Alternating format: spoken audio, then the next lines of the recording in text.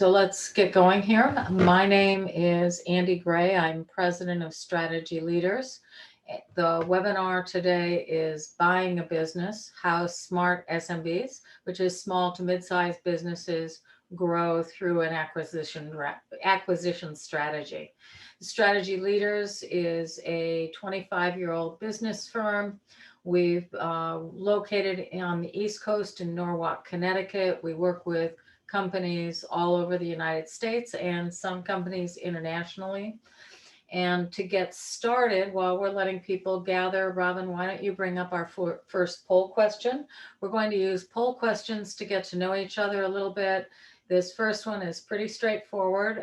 Can you just tell us who you are? A business owner, work for a privately held business, advisor to a privately held business, or others, or not applicable if that seems a better fit. And if you would each fill in your answers, and then we'll bring up the answers, the summary answers to the poll questions.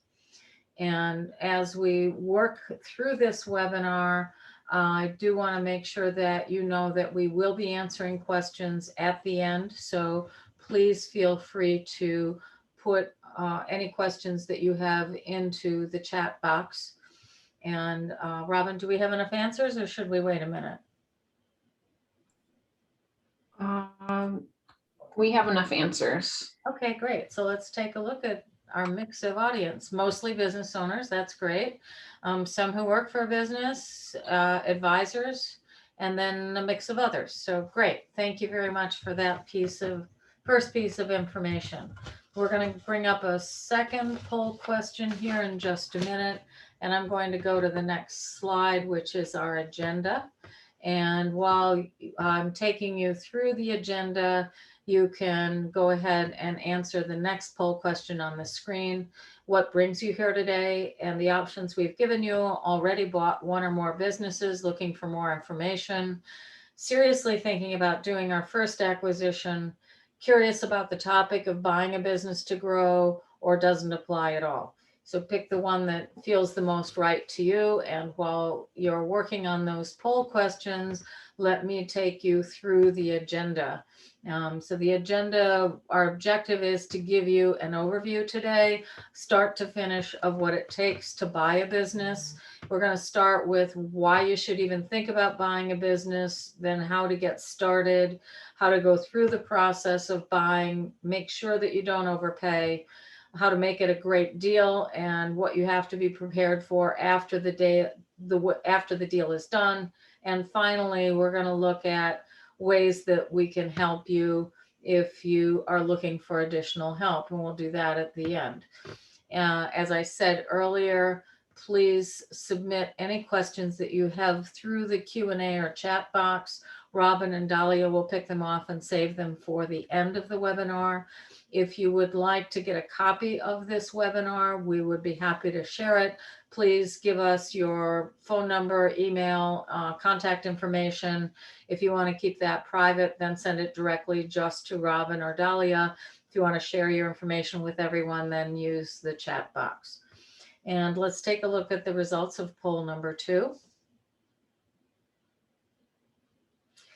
So some with experience having bought a business, some thinking about it, and curiosity is a very good thing. It's a place to get started. So that's great. Let's close that out and let's get started with the presentation. So why bother buying a business? The main reason to buy a business is that bootstrap growth, which is growing with internal resources alone, can be a real grind. We find that owners who pursue strictly bootstrap growth tend to work harder than necessary, and they make less than they could. They can't keep up with economic expansion. They have ups and downs in the business. Some years they can grow, but they can't grow consistently year over year. Many small businesses find they don't have enough scope, they can't command enough market share, and that means that they also lack pricing control, which then can eat into their margins. They oftentimes struggle to get the right resources in place and can't add talent fast enough, which is certainly going to become a problem as we go through the next few years and get back to low unemployment rate numbers, and the people that have moved around are done moving around. And finally, what we do find with bootstrap companies is that they don't add enough knowledge fast enough, and they fall behind more nimble operators. And that's not a place you want to be. Nobody wants to be behind an 8-ball. So let's now shift gears and go to the next slide. And we're going to talk about the current marketplace and why this is a good time to buy a business. So there's a widening gap between sellers on the top and buyers on the bottom. And anytime you've got a widening gap, the opportunity goes to whoever's on the bottom and looking to acquire, in this case. The reason that there are an increasing number of sellers is that baby boomers are aging out. They're running out of time. They want to retire. They need to get out of the business, and they need to get it done now. And because of that, more and more companies are coming into the market every year. And at the same time, in terms of the downward trend on the buyer curve, very few baby boomers remain as potential buyers in the market. Their successors, the Gen X buyers, have passed their peak as buyers or potential buyers of businesses. They're already in if they wanted to get in for the most part. And the millennials, were waiting for them to catch up and grow enough financial muscle to come in and be an effective group as potential buyers. We think that starts to kick in around 2023, where you see this curve starting to come up. And at the same time, the number of sellers will start to drop down as more and more baby boomers have gotten out, either deliberately through selling or having chosen to close up their businesses. So let's take a minute for poll number 3 about the obstacles that can go into buying a business. And we're going to ask you to pick as many of these as you think apply. So what do you see as some of the biggest risks and challenges for buying a business? Figuring out how to get started, identifying the right high potential targets, figuring out what makes a good fit for our company, knowing what makes a good deal, correctly defining what the value is of a potential acquisition, understanding the steps to go through to acquire a company, and knowing what to do after the deal closes. So Robin, let me know when we've got enough answers here. We'll close this out and go to the next slide. We just need a couple more minutes. Okay, great. More seconds, sorry. So if you've already filled out the poll question, I believe you guys can also move the poll box on your screen and either minimize it or move it off to the side. I wouldn't recommend minimizing it because then you may not see the next poll response and the next poll question. And let me know when you're ready, Robin. Everybody's thinking hard. I can feel it coming across the waves of the internet.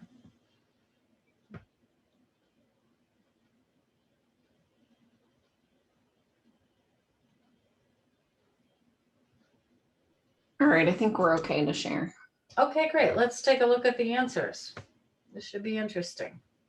So what do you see as some of the biggest risks and challenges? You're pretty much in agreement, identifying the right high potential targets and correctly defining the value. And then a close second is knowing what makes a good deal. And then the rest all had a little bit of a check mark, except for figuring out how to get started. So everybody feels pretty confident there. All right, that's great. Thank you very much, Robin. And let's go on to the next slide. And we're going to whip through this since everybody seems to be pretty clear about how to do this. In terms of getting started, some of the questions that I do get asked about who to work with, and both in terms of the team. So on your team, you're going to need a banker, an accountant, an attorney to work the deal through in order to get started. Bankers, attorneys, and accountants can also be great sources of information on who might be in the market, and then just generally asking people you know and putting the word out. In terms of where to look for potential, I encourage people to think about lists. So just looking for lists of companies that have the right SIC code, going to industry forums or trade shows, looking for personal and business connections, as I said earlier, just plain old looking up websites and doing research on the internet. And one that gets overlooked a lot, I think, are your employees. So your employees can actually be a source of good information. They meet with vendors, they meet with customers, and they hear a lot about what's going on in the marketplace. So you may want to let your employees know that you're looking for an acquisition. And I've even had some companies put a bonus out for employees who find a good target. Who do you contact? My advice is go straight to the top, go to the business owner. And how do you make contact? You can try a confidential letter. So put it on your letterhead, put confidential on the top, stick it in an envelope, write confidential on the envelope. You can also pick up the phone and make a phone call, or you could try email, but I would be careful because oftentimes other people may have their email monitored by someone else that they might not want to know that they are looking. In terms of what do you say, I generally like to take the approach of I'm looking for businesses to buy. Maybe you know someone, who knows, you might be interested yourself. If you have some information that would be helpful, I'd appreciate it. Please feel free to reach out to me at the number below, or I'll also reach out to you and see if we can connect up. And when you're doing this, if you want to do it confidentially, then you need to find someone who will send out those letters or make those phone calls on your behalf without disclosing who you are. Finally, in terms of how do I pay for the deal, the good news is that the SBA is open for business. You're going to need 5% down.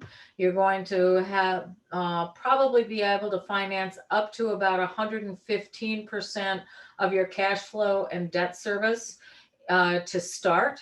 And you're going to have a plan for how this thing becomes positive within the first year, cash flow positive within the first year.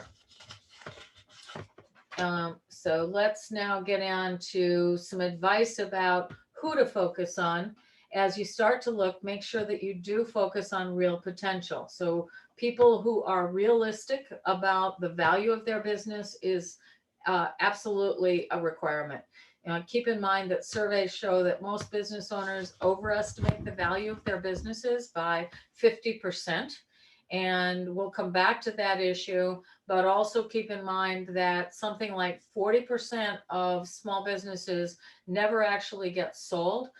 They end up just closing up at some point in time because either the business owner couldn't get the deal over the table, or the business owner just didn't really have the heart and desire to transact a deal.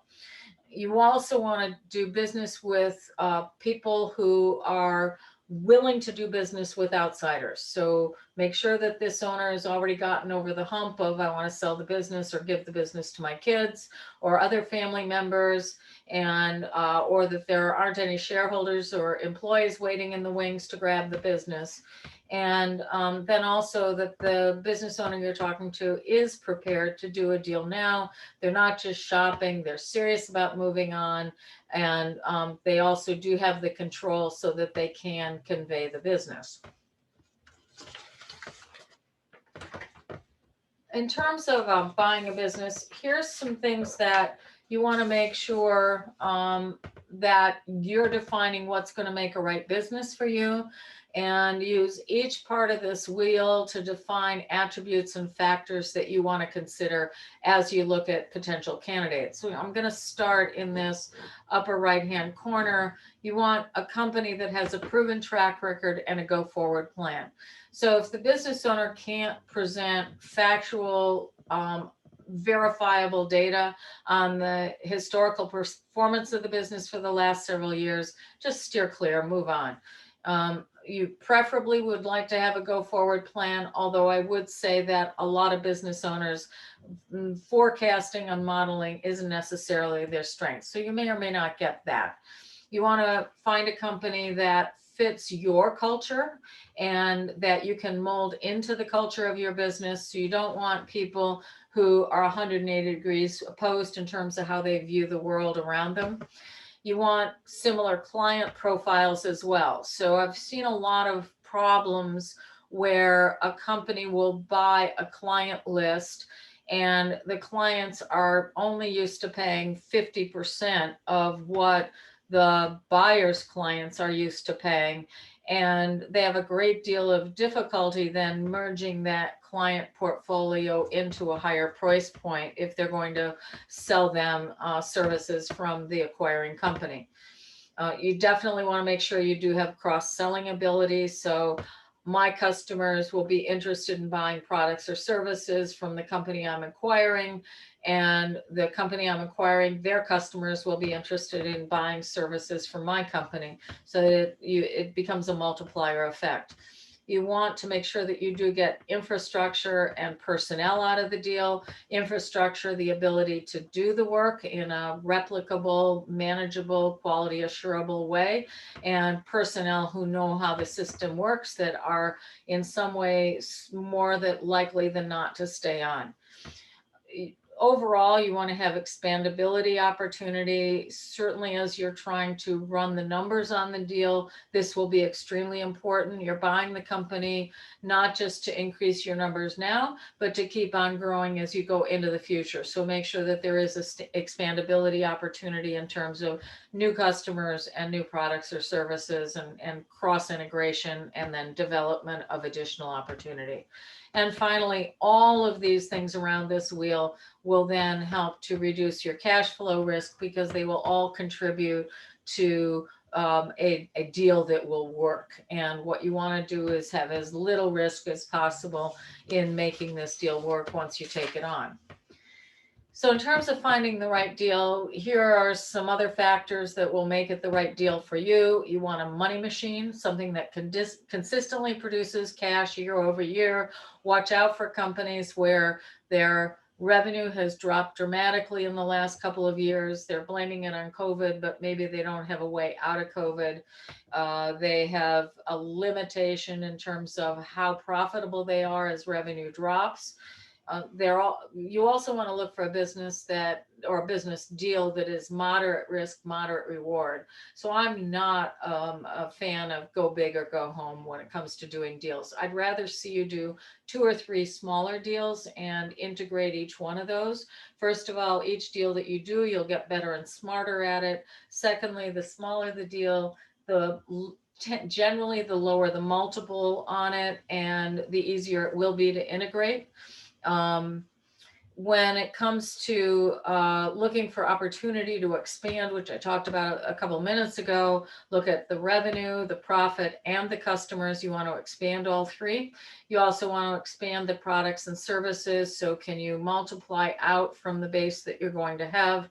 Some companies will do deals in order to get into a new geography, or get into a new market, or expand a market that they only have a toehold in.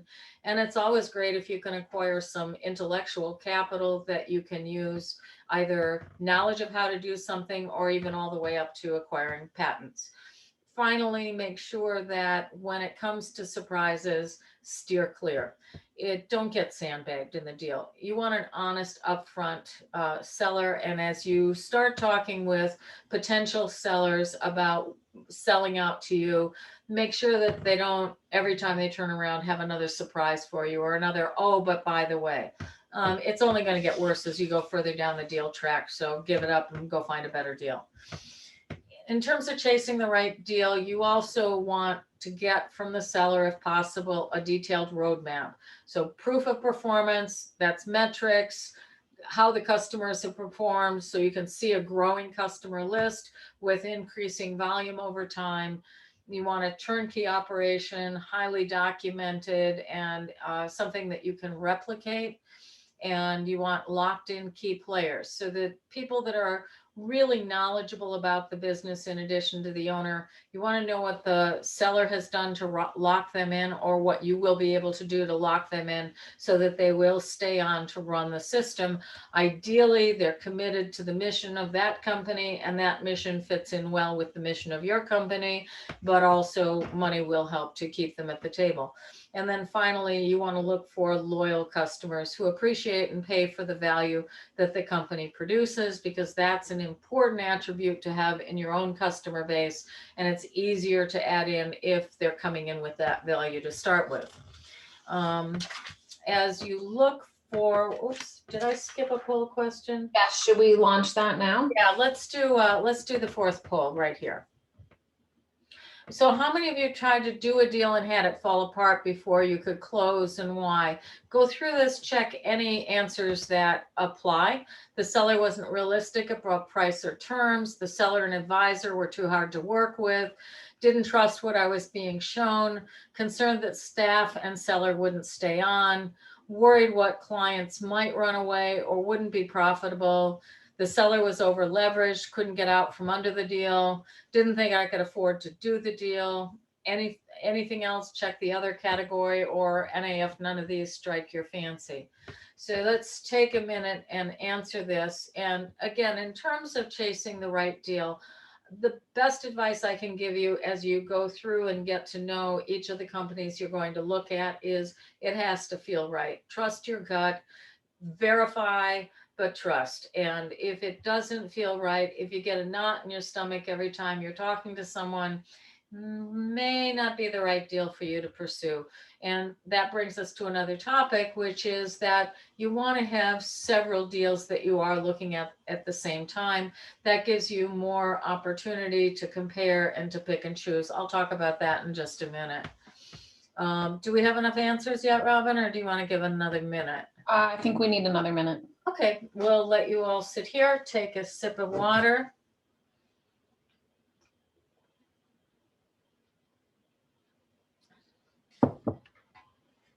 I know we're running through all of this information very quickly. As I said, if you want a copy of the webinar, please let us know. Send us your email address, and we will send you a link to the webinar, which we will be posting.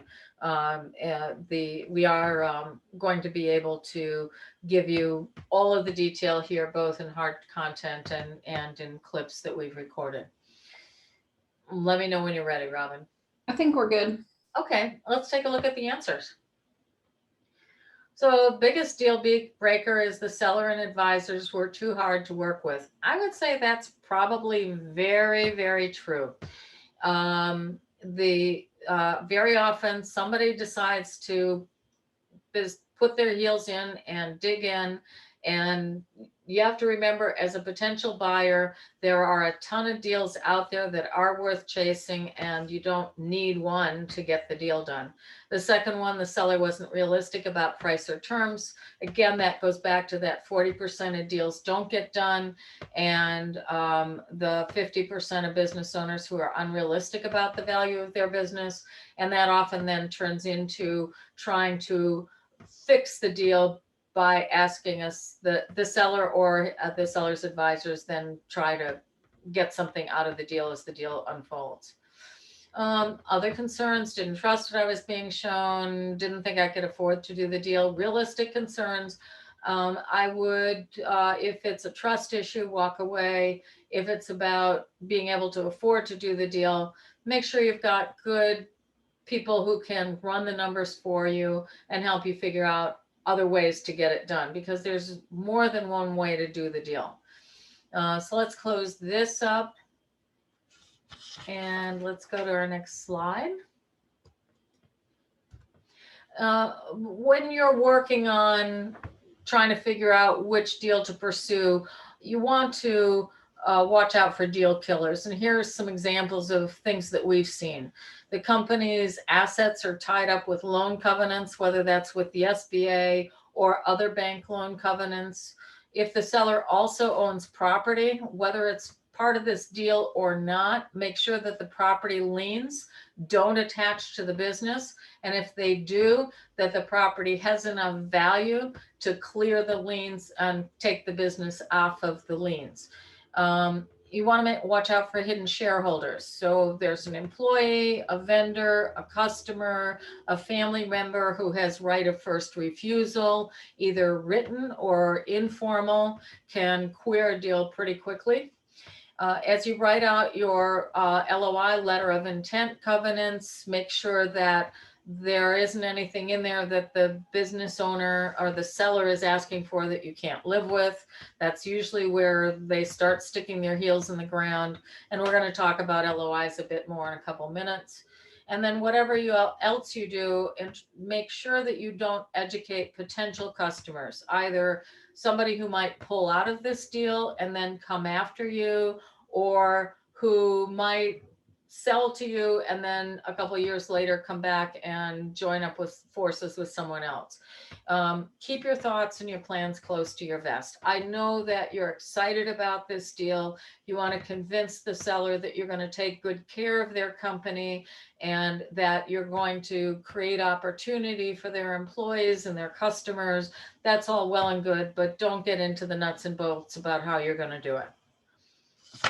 Now we're going to shift into don't overpay. So once you find a deal that interests you, at least superficially, my recommendation is make sure that you don't overpay. That 50% overvalue by business owners can be very seductive when you're talking to a business owner who's good at selling the attributes of his business. Start with a valuation. And when it comes to looking at a valuation, don't just settle for a number. So I've seen sellers who've said, well, my accountant gave me this number and told me it's worth X. That's not a valuation. You actually want independent data, highly documented, in a multi-page report that explains what the business is worth. It explains improvement suggestions. It defines the assets and liabilities that are being conveyed. It lays out the historical performance of the business over the last 3 years based on tax returns. And it also then points out what costs the owner has cost the business, which you can then use as a discussion point to figure out what you're going to have to pay to replace the owner. Because if the owner is actually performing a job in the company, not only are you going to have the cost of buying the business, but then you're going to have the cost of the person who will do the owner's job after the owner sells the business. You want to make sure that you can compare purchase options. So we want to look at asset value, equity value, private equity value, so investment value and liquidation value. So as you look at the business on all aspects, it will strengthen your ability to negotiate, and it will also then help you assess multiple business opportunities and point the way to the best deal and the best way to do the deal for you. The other thing that you want to help you not overpay is key performance indicators, KPIs. And these will come from the seller, and they are valuable tools that you can use to assess the historical performance of the company, benchmark the company against the industry and its peer group, understand what the company has as a foundation to grow value in the future. And then once you have bought the company, you can also use the historical KPIs going forward to set up goals for your staff that they can use to then demonstrate improvement as they take over. The other thing that you want to look for in information that you get from the owner, and this is a little harder to get from a lot of business owners who may not be the best at forecasting, but if you can get your hands on it, it will help. You want to get a what if scenario, which is where you are based on historical data, and then where you can go from here with the business based on the owner's estimates of what that might look like. And this can be an essential planning tool. As I said, it's based on historical reality, but it looks at future opportunity. And then you can model a variety of risk scenarios. And once you take the business over, you can use it as a foundation for the future planning for the business. Not everyone has it, but it is really valuable if you can get it. So let's take a minute here and just take a look at the stages of doing a deal. Some of this we've talked about already, and then some of it we're going to talk about going forward. So stage one, find some candidates. And this is where you just cast around, look for a list, start making inquiries, see who responds. Once you've got some people who have responded to you, you go to stage 2, which is the valuation. And this is where you verify that you're in the ballpark.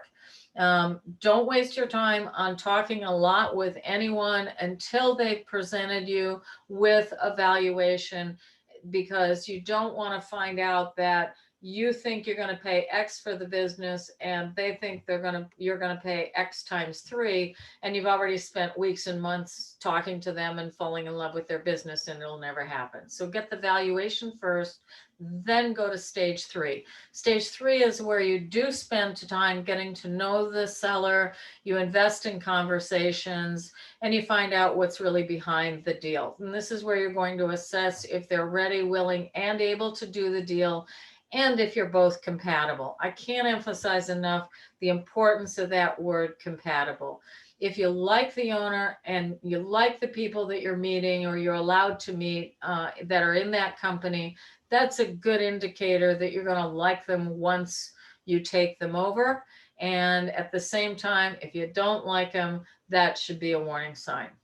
If you make it through stage 3, so you've had conversations, you get to know why they're selling, you get to know that they are ready to do this, you get to know that they're compatible, then you go to stage 4, which is the letter of intent, or LOI. This is a legal document. It lays out the rules that lead to the deal. It lays out the general terms of the deal, how much is going to be paid, in what fashion, over what period of time. It usually is about a 4 to 10 page document. As I said, it's a legal document and it should be prepared by your lawyer. So I've seen brokers that have said, oh, I've got one, why don't you use it? I've seen sellers say, oh, I've got one here, why don't you use it? Do not go there. This is a document that you pay your attorney to craft, and everybody else has to be willing to work with your attorney to get through documenting an LOI. Once you have the letter of intent signed, then you go into due diligence. Again, you haven't purchased the company yet. At this point, you have to make sure that you do have qualified analysts on your side ready to go to work to assess everything that the seller is telling you and all the documentation that the seller is sending over to you. And keep in mind that in this due diligence stage, you may have to act confidentially. The seller's employees, some or all of them, may not know that the company is up for sale, so be prepared to respect confidentiality. You may go to the company and kick the tires by pretending that you're a potential customer, being shown the place as an example. If you can get through due diligence, you like what you see, the numbers play out at this stage, then you're going to proceed to contract of sale. And this again is a legal document. This is the one that will govern the deal, and it is going to be longer than the letter of intent.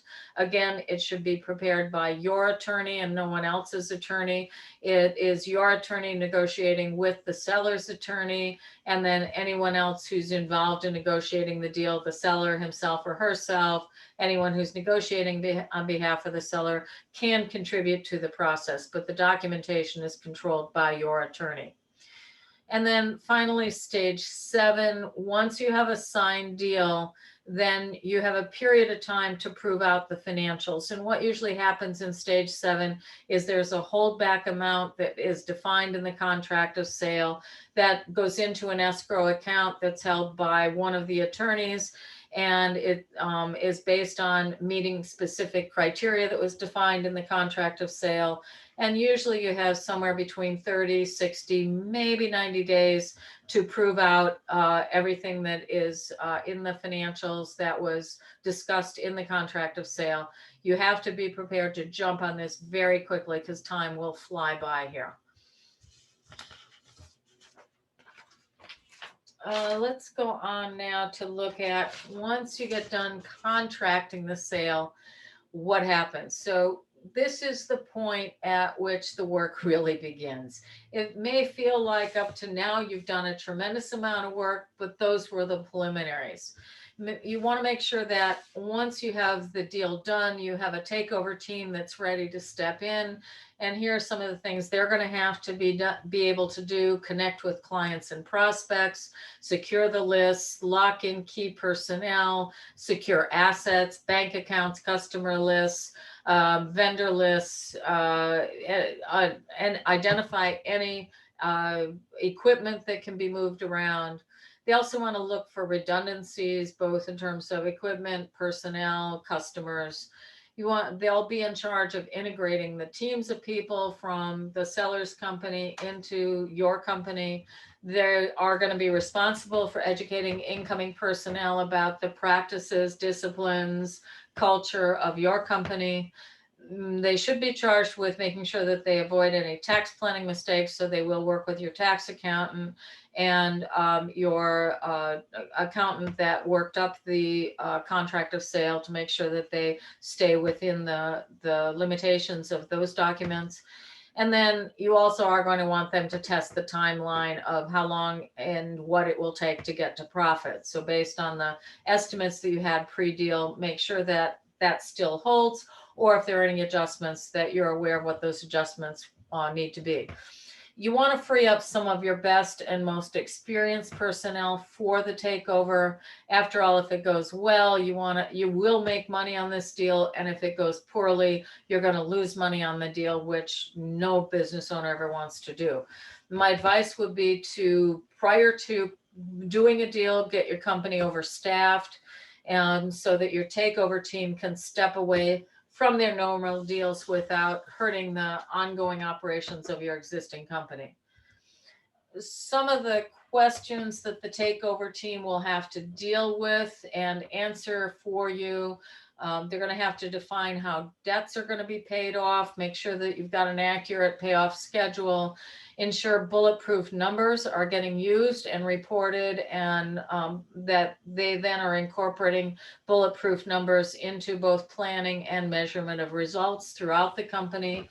They're going to want to winnow and build an outstanding client portfolio. So what do I mean by that? You're going to acquire clients from the seller. You may or may not want all of them. And at the same time, a lot of buyers will go into deals knowing that maybe 10% of their portfolio of customers, they just as soon dump. They're not profitable enough. And the deal will give them the opportunity to pick up work from the seller, that they will give them the flexibility to winnow out some of the buyer's own customers or renegotiate with them. You also want to settle on present and future product and service initiatives. So again, the same winnowing and whittling process. What do we keep? What do we let go of from the seller and from the buyer side?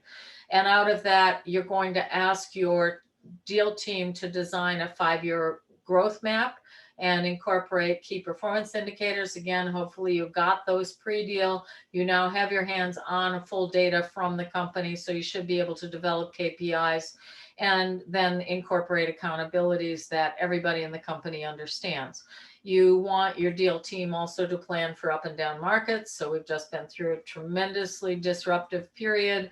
They need to have plans for what do they do if things go wrong, so that you've got a game plan for what to do. And then you also are going to want them to weed out any redundancies. After that, after you get through that stage, so that's kind of your initial period.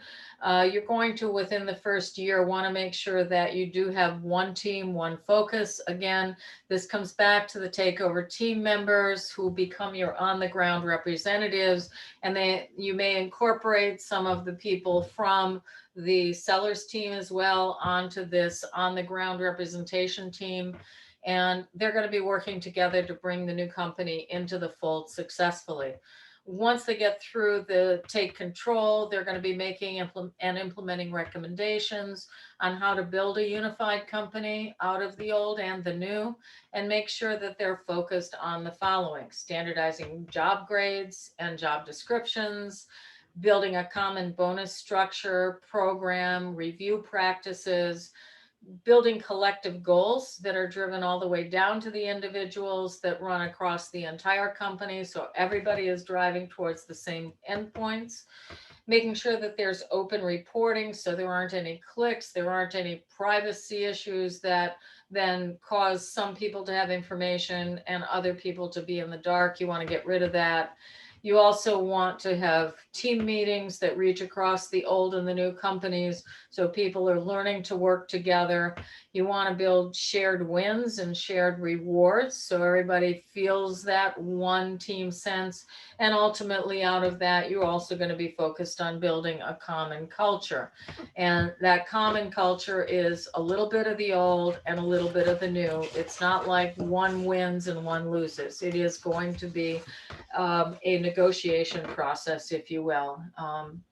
So when you think about that and building that common culture, what you really need are people on the management team who are very good at influence, communication, ability to develop personnel. And that finally comes down to the importance of building a management team for the future. So you've found a company, you've done your due diligence, you've negotiated and closed a deal, you've stepped in to take over, you've had your people working on unifying things across both the old and the new entities into one cohesive whole. Now it's time for a multi-year focus to ensure that over the next several years, this deal really pays off. You're going to build a team that can produce growth in revenue and profits while making the company more efficient and effective as you go on. And to do that, you're going to want to make sure that your management team has expertise in every discipline of the business so that they're able not just to run at the current size, but they have the skill and ability to run a company that is 2 to 3 times the size. Sales, finance, marketing, operations, human resources, leadership, IT, all of those skills, they need to have capacity to grow as managers and executives, and they have to have the training to do that. You want to make sure that you have self-sufficient, responsible leaders, teams, and individuals. This starts at the top and goes all the way down through the organization. So you're going to want to assess all of the departments, all of the sub-departments, all of the teams within your company, and are they all functioning well? And I would use a grading system from 1 to 5 or 1 to 10, and I would look at those teams that if you're using a 1 to 10 scale, fall below 7. If you're using a 1 to 4 scale, they fall below 3. If you're using a 1 to 5 scale, they fall below 3 as well. In terms of key person handcuffs, you really need to think that through because you're now investing in the future leaders of the business, and you want to make sure that you are going to be able to hang on to them. So first of all, are they focused on the mission and vision of the business? They're committed to that. They want to see it out. And then do they have rewards that if someone else came along in a couple of years to entice them away, they would think real long and hard about what they would be giving up in order to go there. So that would be things like bonus programs, vested reward programs that they don't get all of the money right away.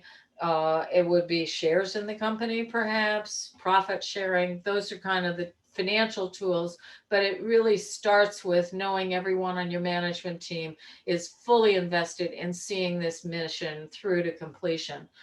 And then finally, you do want to build a team that is capable and responsible for growing, building growth and doing growth and replacement recruiting. You probably don't, when you start out, you probably don't have everyone that you need on your team. And your objective is to build a Rolodex of people that you could go to in the future, that you could quickly move to if you needed to fill a position. And as you're looking at the growth and development of the business, you've got backup for everyone on your management team. Remember that this is a marathon going from looking for prospects all the way through to making the deal work and running it well. It's not a sprint. You can't do it alone. You're building something that is going to be much bigger. You're now building an asset in your portfolio of investments, and that means that you need people who can take good care of this asset as it continues to grow and develop. So that's the beginning to the end overview. Let me wrap up here by sharing with you ways that we can help through the process. And I'll talk through this. And while I'm doing that, I'd also appreciate if you would give us a little feedback on any other topics that you would like to have us cover in the future. Valuations, exit planning, buying a business, selling a business, life cycle of a business, what to look for in a business consultant, developing the next generation of owners, financial dashboarding and KPIs for the business, or if none of those apply, let us know, none applies. And in terms of wrapping up this point, ways that we can help, we offer a variety of services to the market. Our marketplace is made up of business owners of privately held businesses, typically with about $1 million of revenue and a handful of employees on the low end, on up to about $20-30 million on the high end, around 200 employees. And things that we can offer, we can help them find the right deal. We do valuations, we develop KPIs, we do what if modeling, we can help with transition planning and implementation plans.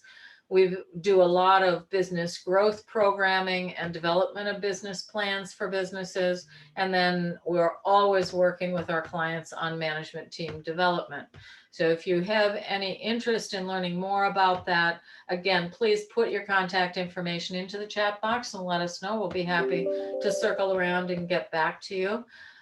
Robin, are we ready to answer these poll questions yet? And then we'll go to the questions that you all sent through the chat box. Yep, I think we can end the poll. Okay, great. So what are people interested in? Okay, interested. More about buying a business and more about what to look for in a consultant. Learn more about valuations. Okay, exit planning, selling, developing the next generation of owners. Great. We actually are going to do a series starting in the fall, in September, that will address all of this and make sure that we have your information, and we'll be happy to get out information to you on the series of webinars. So we'll do September, October, November, December.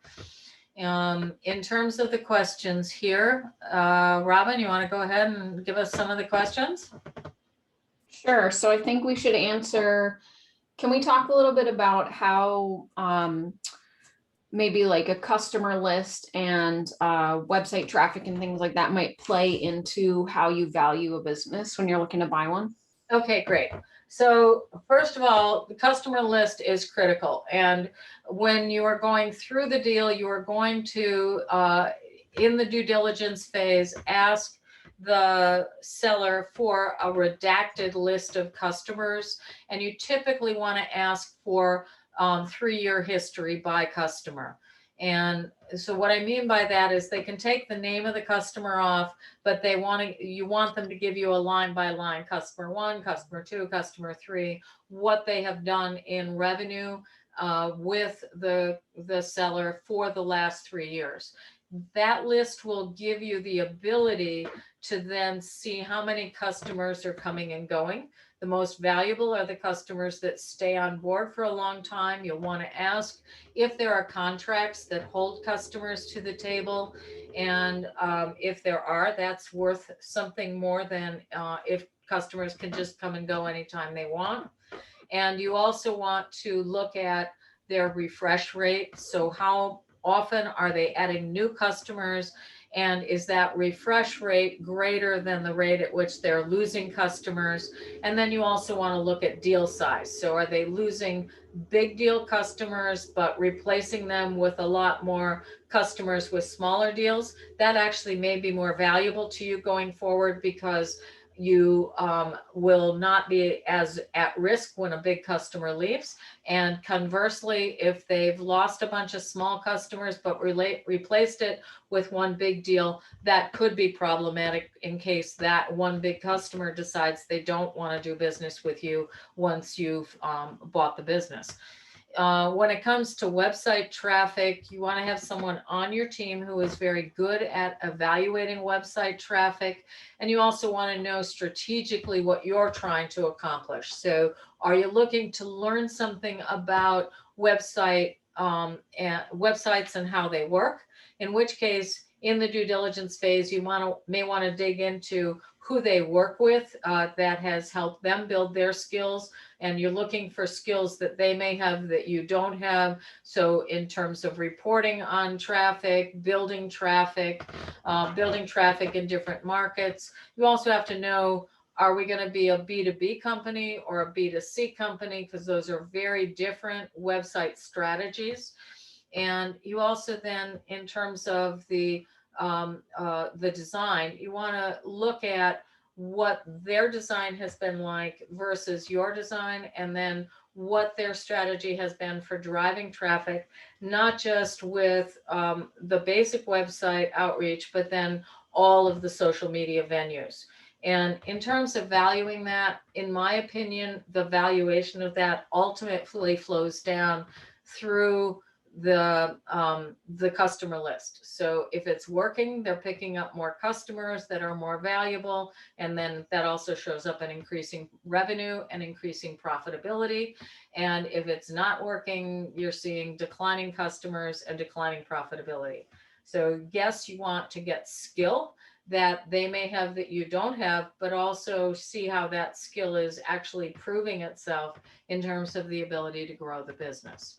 I might have one more thing to add to that. So I think probably also what you want to look at is not just the overall traffic to the website, but you want to be looking at what's actually the conversion rate and how much of that traffic is turning into actual customers or actual sales. And something to keep in mind is that if it is an e-commerce business, that's going to be vastly different as opposed to maybe a service-based business or one where you can't buy things online.